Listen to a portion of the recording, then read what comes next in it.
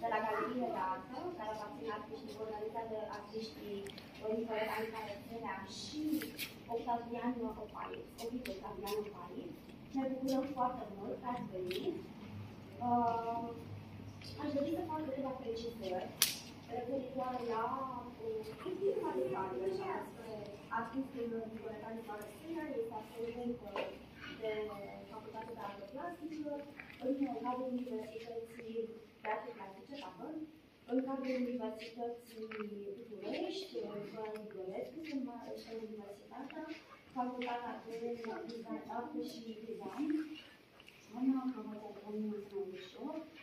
a avut o activitate artistică foarte bogată, începând cu anul 2000, când a replicat cu o expoziție personală la Galeriile de Artă Focșani, la Salonul de Artă, la secția pictură.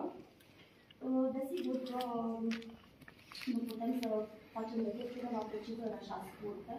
Are o activitate foarte bogată, a participat la multe concursuri, este laureată de premii.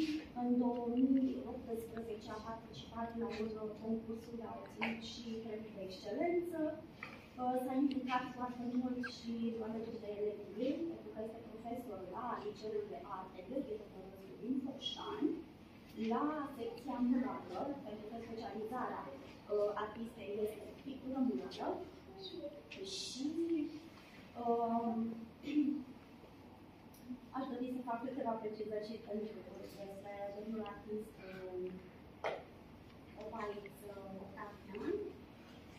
Este un artist puțin inconformist, aș putea să spun de ce, pentru că a căutat tot timpul să acceseze, să spunem așa, anumite niveluri, anumite structuri și să folosească anumite abordări în arta stradă și a urmat talentul, pentru că este absolventul Liceului Violeta Pălăscu din Focșani, a absolvit Facultatea de Arte Plastice în cadrul Universității Babeș-Bolyai din Cluj, la secția pictură.